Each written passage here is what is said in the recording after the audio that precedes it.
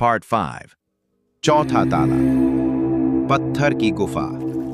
जरीन अब तक 3 ताले खोल चुकी थी। हर ताले ने उसे एक नई दुनिया में पहुंचाया था।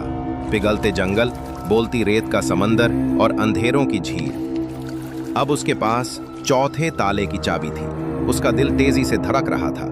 सामने एक विशाल पत्थर की गुफा थी। गुफा का मुंह इतना बड़ा था कि उसमें से एक पूरा काफिला निकल जाए। दीवारें ठंडी, काली और नमी से भीगी हुई थी। गुफा के अंदर से किसी गहरी सांस की आवाज आती महसूस हो रही थी, जैसे कोई सो रहा हो या इंतजार कर रहा हो। जरीन ने अपना दुपट्टा कसकर लपेटा और आगे बढ़ी। उसके नाजुक कदम पत्थर पर गूंजते तो दूर तक एक डरावनी प्रतिध्वनि लौट कर आती। गुफा के बीचों बीच एक चट्टान पर चौथा ताला रखा था।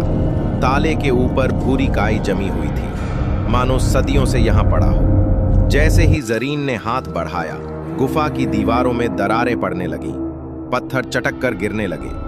तभी गुफा के पीछे से एक अजीब गहरी आवाज गूंजी। कौन है जो मेरे सोए हुए दोखों को जगाने आया है? जरीन का कलेजा कांप गया। उसने पीछे देखा, पर वहां कोई नहीं था। उसने धीरे से चाबी निकाली। उसकी उंगलियां कांप रही थीं। जैसे ही उसने ताले में चाबी डाली और घुमाई, एक तेज कड़क आवाज हुई। टन! ताला खुल गया। उसी पल गुफा का फर्श हिलने लगा।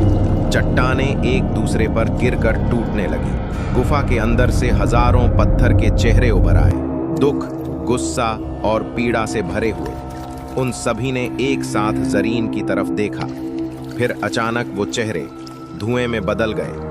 गुफा की दीवारें पिघलने लगीं और सारा दृश्य गायब हो गया। जरीन अब फिर उसी रेगिस्तान में खड़ी थी जहां से उसका सफर शुरू हुआ था, मगर इस बार उसके हाथ में चौथे ताले की छोटी सी चाबी थी, चमकती हुई, जैसे खुद उस पर कोई रहस्य लिखा हो। उसने चाबी को सीने से लगाया और हल्की सी मुस्कान आई। अब 5वां ताला उसका इंतजार कर रहा था, और वो जानती थी हर बार वो थोड़ी और मजबूत हो रही है। पार्ट 6 शिकारी। परछाइयां देखने के लिए हमारे चैनल कार्टून स्टोर को सब्सक्राइब करें, वीडियो लाइक करें और बेल आइकॉन दबाना ना भूलें।